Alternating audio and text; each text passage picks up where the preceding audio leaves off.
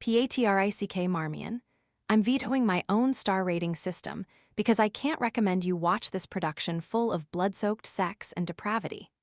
Never mind that we're being assailed by climate change. London's Almeida Theatre is offering some suffering of its own this summer, with its revival of Sarah Kane's notorious 1998 play, Cleansed.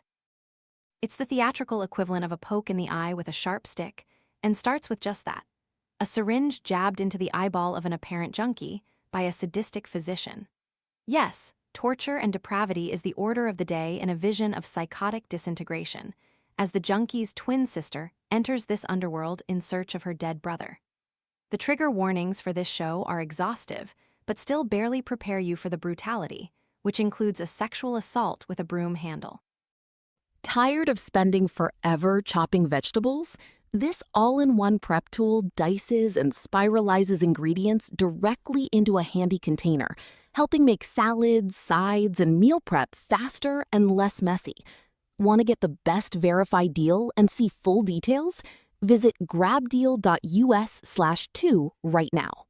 Cleansed often feels relentless and random, and yet if you're willing to go with the infernal flow, it's also a desperate, gruesome search for love and redemption.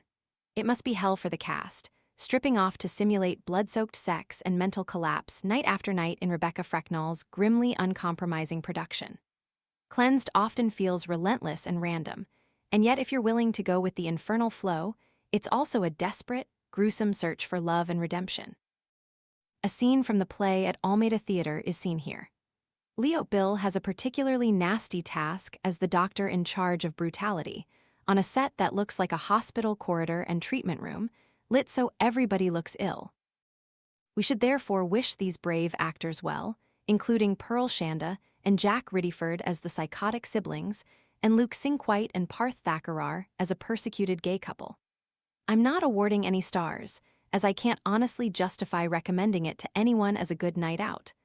Although for a long time I agonized over whether to give it 4 stars, bear with me, on the strength of the acting. P.S. It's worth noting that author Kane tragically killed herself in a hospital the year after writing this. The importance of being Oscar Park Theatre, London. For lighter relief, head further north to Finsbury Park for the importance of being Oscar. You may think there's little left to say about Oscar Wilde, and nothing he didn't say better himself. To love oneself is the beginning of a lifelong romance. But Alistair Whatley proves there's room for giving the great writer a life on stage, to tell his own story. His one-man show is a remarkable revival of a 1960 tribute to Wilde that was written and performed by Michial Mac Liamoir, which presents Wilde as a living, breathing Victorian gent. We get a fascinating vision of Oscar that weaves together everything from his lush early poems to passing quips, and passages from plays, including the handbag scene from The Importance of Being Earnest, before descending into the gloom of De Profundis, From the Depths, and Ballad of Reading Jail, after he was convicted of gross indecency.